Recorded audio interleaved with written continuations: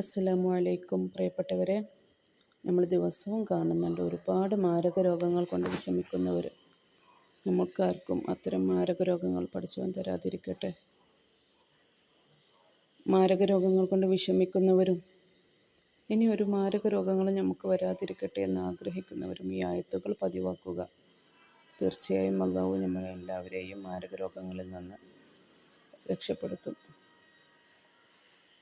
ദിവസവും രാവിലെയും വൈകുന്നേരവും, അതായത് സുബ്ഹിക്ക് ശേഷവും മഗ്‌രിബിന് ശേഷവും ഈ ആയത്തുകൾ ഓതി കയ്യിൽ ഊതി നമുക്ക് ബുദ്ധിമുട്ടുള്ള ഭാഗങ്ങളിലെല്ലാം തടവി അള്ളാഹുവിനോട് പ്രാർത്ഥിക്കുക. തീർച്ചയായും അല്ലാഹു തആല എല്ലാ മാരക രോഗങ്ങളിൽ നിന്നും നമ്മളെ എല്ലാവരെയും രക്ഷിക്കട്ടെ. തികഞ്ഞ വിശ്വാസത്തോടു കൂടെ അള്ളാഹുവിൽ ഭാരമേൽപ്പിച്ചുകൊണ്ട് ആയത്തുകൾ നന്നായി ഓതുക, മനസ്സറിഞ്ഞ് ഓതുക, ശേഷം ദുആ ചെയ്യുക. കൈകളിൽ ഓതി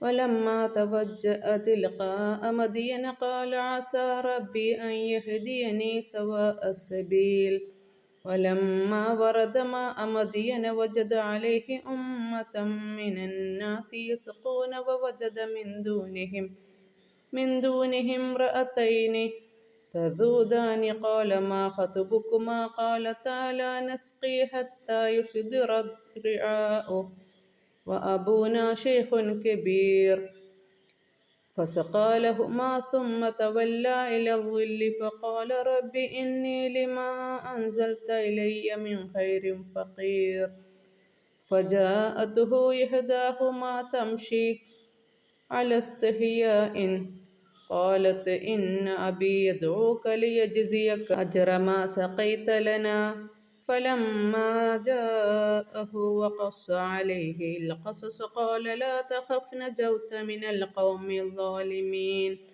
قالت إحداهما يا أبت استأجره إن خير من استأجرت القوي الأمين قال إني أريد أن أنكحك إحدى ابنتي هاتين على أن تأجرني 8 حجج فإن أتممت 10 فمن عندك وما أريد أن أشق عليك ستجدني إن شاء الله من الصالحين قال ذلك بيني وبينك أيما الأجلين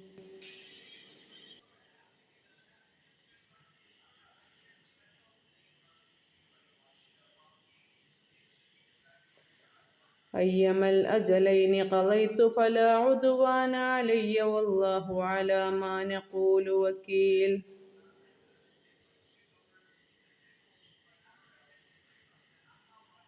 وإذا مرضت فهو يشفين